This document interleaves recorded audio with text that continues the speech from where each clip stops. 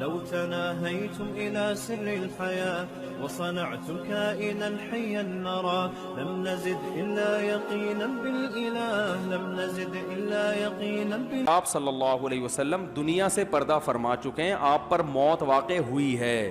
قرآن میں صاف ہے انک میت وانہم میتون, اے نبی آپ نے بھی مرنا ہے اور انہوں نے بھی مرنا ہے. آپ صلی اللہ علیہ وسلم پر موت واقع ہوئی ہے, روح جسم سے الگ ہوئی ہے, اور پھر آپ صلی اللہ علیہ وسلم کو وہی حکام ہوئے جو میت کے ہوتے ہیں. آپ کو غسل دیا گیا, جنازہ نہیں پڑھا گیا آپ کا, اس لیے کہ اس کی علماء نے مختلف لاجک بیان کی ہے جنازہ کیوں نہیں ہوا. میرا ایک ذوق ہے, میرا خیال ہے کہ شاید اس لیے نہیں ہوا کہ جنازہ کیا ہوتا ہے دعائے مغفرت کے لیے, اور پیغمبر کے لیے مغفرت کی دعا نہیں ہوتی. کبھی آپ نے دیکھا ہے اللہ نبی کی مغفرت فرمانا, اس میں ایک توہین کا عنصر ہے کہ گویا نبی سے معاذ اللہ گناہ ہوئے ہیں جو مغفرت. نبی پر درود ہوتا ہے, درود صلات کہتے ہیں رحمت کا بھی اوپر. دیکھو نبی کے لیے رحمت کی دعا بھی نہیں ہوتی اے اللہ نبی پر رحم فرما, نہ ایسے نہیں کہا جاتا. رحم میں یہ ہوتا ہے جیسے قابل رحم ہو بیچارہ ہے نا, جیسے ترس آ رہا ہو نا, اس کی حالت خستہ. نبی پر صلات ہوتا ہے, صلات رحمت سے اوپر کی چیز ہے. تو اللہ کے نبی تو بہت اچھی حالت میں ہیں, اس لیے ہم کہتے ہیں اللہ نبی پر صلات بھیج, یعنی اور اچھی حالت میں کر دے آپ کو. تو یہ نبی کے تعظیم میں ہے, تو اس لیے آپ صلی اللہ علیہ وسلم کے دنیا سے جانے کے بعد آپ پر درود و سلام پڑھا گیا ہے. صحابہ کے مختلف جو ہے نا جتھوں کی شکل میں آتے تھے اور درود پڑھ کے واپس نکل جاتے تھے. باقی غسل دیا گیا, کفن دیا گیا آپ صلی اللہ علیہ وسلم کو, اور آپ صلی اللہ علیہ وسلم کو دفن کیا گیا. آپ کی ازواج نے باقاعدہ عدت گزاری ہے. میت کی عدت ہوتی ہے نا بھائی, عدت میت کی ہوتی ہے نا, اور عدت گزارنے میں جو باقاعدہ پراپر عدت ہوتی ہے وہ آپ کی ازواج نے اسی پراپر طریقے سے عدت گزاری ہے. تو پھر آپ صلی اللہ علیہ وسلم کی وراثت کا مسئلہ کھڑا ہوا. اگر آپ پر موت واقعی نہ ہوئی ہوتی تو وراثت کے مسائل کھڑے ہوتے. جب وراثت کے مسئلہ کھڑا ہوا, اہل بیت نے وراثت مانگی, تو حضرت ابو بکر نے حدیث سنائی کہ نبی صلی اللہ علیہ وسلم سے ہم نے سنا ہے نحن معشر الانبیاء لا نورث درہما ولا دینارا, ہم پیغمبر درہم اور دینار کا وارث نہیں بناتے, جو نبی چھوڑ کر جائے سب بیت المال کا ہے. انبیاء کی وراثت تقسیم نہیں ہوتی. اگر یہ ہوتا نا کہ موت واقعی نہ ہوئی ہوتی تو نبی حضرت ابو بکر کیا فرماتے, بھائی وہ تو انتقال ہی نہیں ہوا ان کا, یہ کہتے نا. تو بتایا کہ بھائی انبیاء کی وراثت تقسیم نہیں ہوتی. پھر جب صحابہ کرام بہت زیادہ پریشان ہوئے اور کہ بھئی حضرت عمر نے کہا من کانا من یقول, جو یہ کہے گا کہ نبی صلی اللہ علیہ وسلم کا انتقال ہو گیا, آپ پر موت واقع ہوگی, میں اس کی گردن اڑا دوں گا. کیونکہ محبت تھی نا بہت زیادہ. انسان کو جس سے شدید محبت ہوتی ہے اس کی موت سننے کے لیے تیار نہیں ہوتا. بھئی یہ کیسے ہو سکتا ہے. تو صحابہ کے حواس ایک دم حواس باختہ ہو گئے, بہت سارے صحابہ, یہاں تک کہ نبی صلی اللہ علیہ وسلم کا جو اونٹنی تھی نا وہ اتنی ٹینشن میں تھی کہ کھانا پینا چھوڑ دیا, بھوکی رہتی تھی اور نابینا اور اندھی ہو کے اس کا انتقال ہو گیا.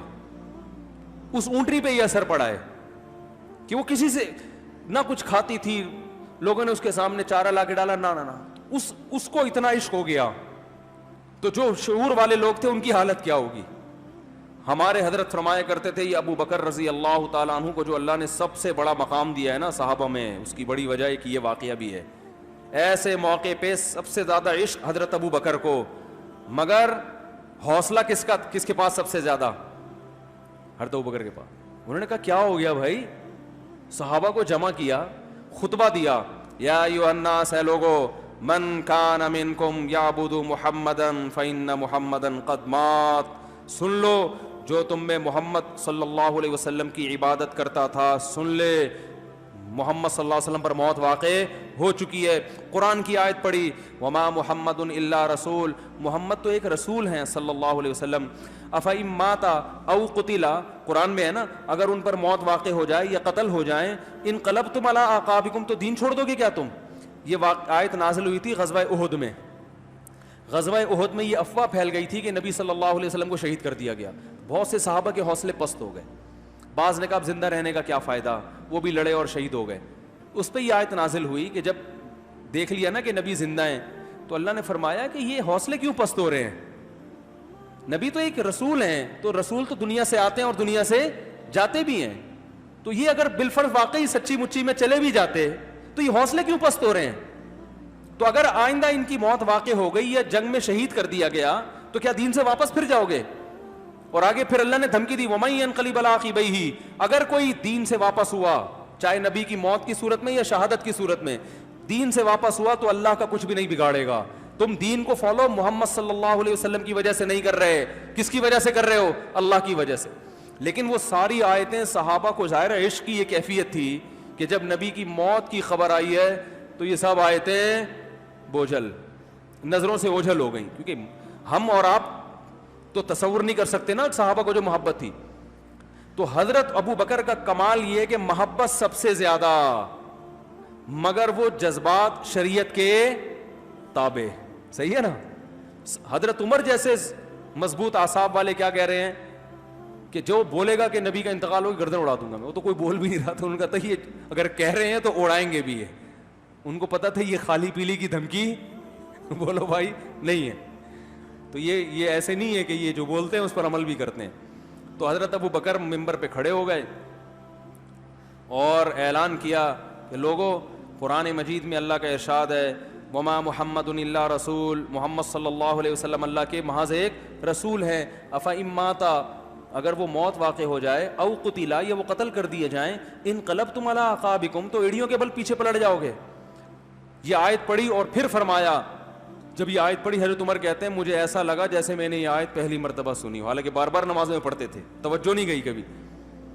اور پھر فرمایا من کان منکم یعبد محمدن، تم میں جو محمد صلی اللہ علیہ وسلم کی عبادت کرتا تھا یقین کر لے آپ پر موت واقع ہو چکی ہے. یعنی اور من کان منکم یعبد اللہ، جو اللہ کی عبادت کرتا تھا فإنہ حی لا یموت، وہ آج بھی زندہ ہے، اس پر کبھی موت واقع نہیں ہوگی. کیسی مضبوط اعصاب چاہیے.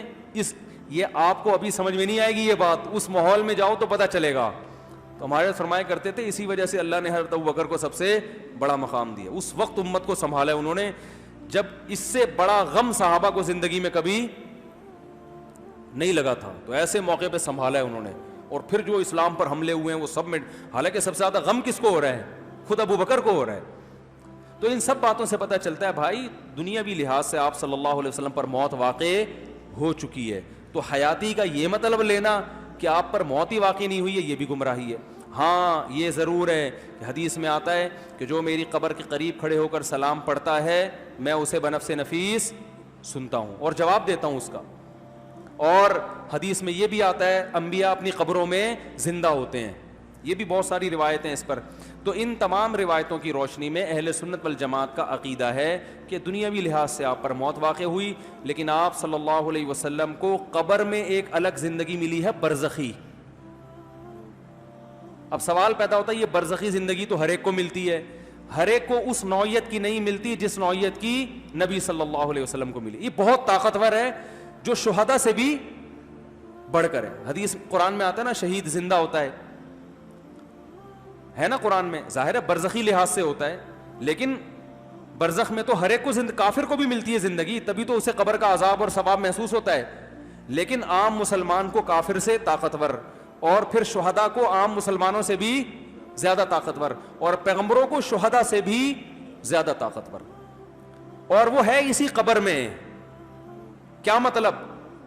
اس کا اس قبر سے گہرا تعلق ہے، کیونکہ انبیاء کو جو زندگی ملتی ہے تو یہ جو روح ہے نا اس کا باڈی سے ایک خاص نوعیت کا تعلق ہوتا ہے جس تعلق کا ہمیں علم نہیں ہے.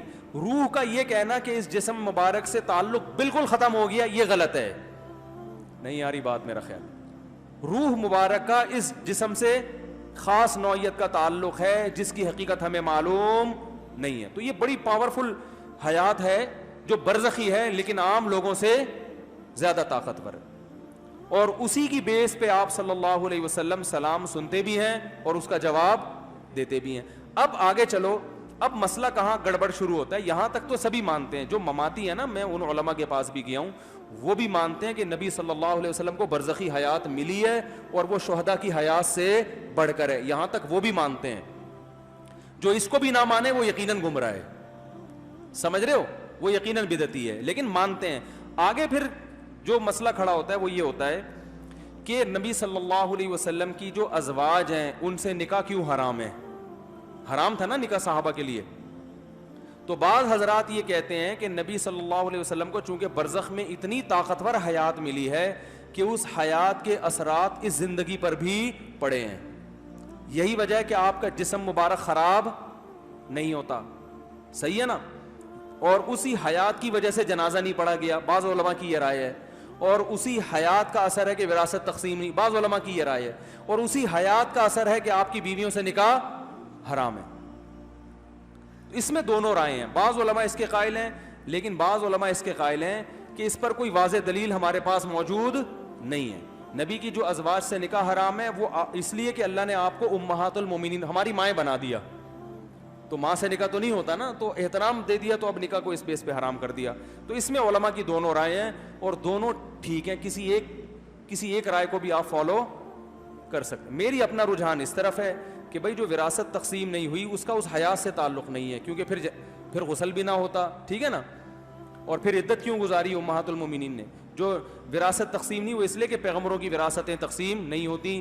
جو آپ کی ازواج سے نکاح حرام اس لیے کہ وہ نبی کی بیویاں ہیں, وہ عام عورتیں نہیں ہیں, تو وہ ہمارے لیے قابل احترام ہے, ماؤں کی جگہ ہیں, اس لیے نکاح حرام ہے احترام کی وجہ سے. اور یہ سب, لیکن اگر کوئی اس کا قائل ہے کہ حیات کی وجہ سے تو بھی ٹھیک ہے, گورنمنٹ کی طرف سے کوئی پابندی, بولو بھائی, اس کا ذوق ہے, چلتا ہے. پھر اسی طرح آپ صلی اللہ علیہ وسلم کا جو جسم محفوظ ہے تو وہ بھی آپ صلی اللہ, انبیاء کا معجزہ ہے کہ انبیاء کے جسم خراب نہیں ہوتے, بالکل تغیر نہیں آتا ان میں. ہاں یہ آخری بات رہ گئی کہ نبی صلی اللہ علیہ وسلم کی اس حیات کو اس قبر سے ڈسکنیکٹ کر دینا ٹھیک نہیں ہے. یہ کہنا کہ اس قبر میں محض نقل کفر نباشت کے بالکل ایک باڈی ہے اور اس کا یعنی روح سے کوئی تعلق ہی نہیں ہے, بالکل یعنی ایک جسم ہے اور کچھ بھی نہیں, یہ غلط ہے. ہم جو جاتے ہیں نا نبی صلی اللہ علیہ وسلم کی قبر پہ سلام پیش کرتے ہیں تو صرف اس لیے تھوڑی کہ باڈی ہے وہاں, ہم یہ سوچ کے کہ نبی صلی اللہ علیہ وسلم یہاں موجود ہیں. اب یہ کہتے ہیں کہ ایک ایسی عجیب سی بات ہے کہ یہاں بھی ہیں اور علیین میں بھی ہیں. ٹھیک ہے نا؟ یہ خواب کی بات ہے. دیکھو خواب میں انسان کا جسم بستر پہ ہوتا ہے اور اس روح کا اس بستر سے تعلق بھی ہوتا ہے کہ نہیں ہوتا, لیکن وہ ایک الگ دنیا میں بھی ہوتا ہے.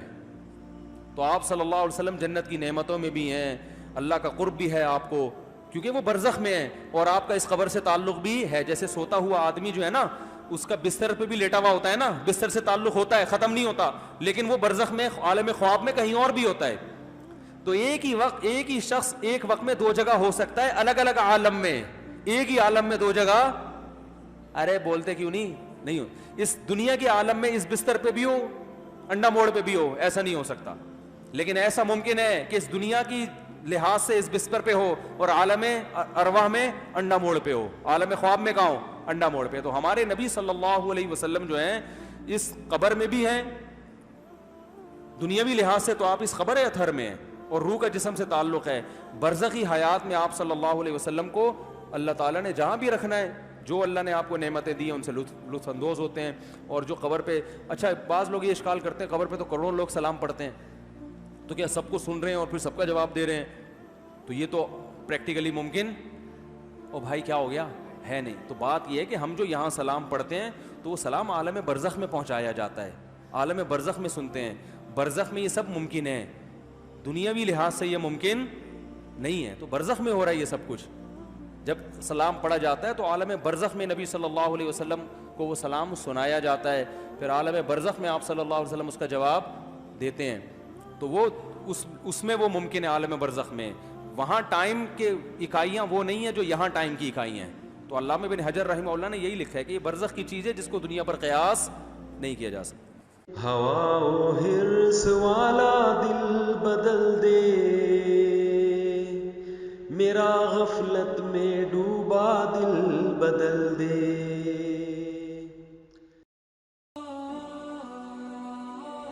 Thanks for watching. Please subscribe, like, share Mufti Sufyan.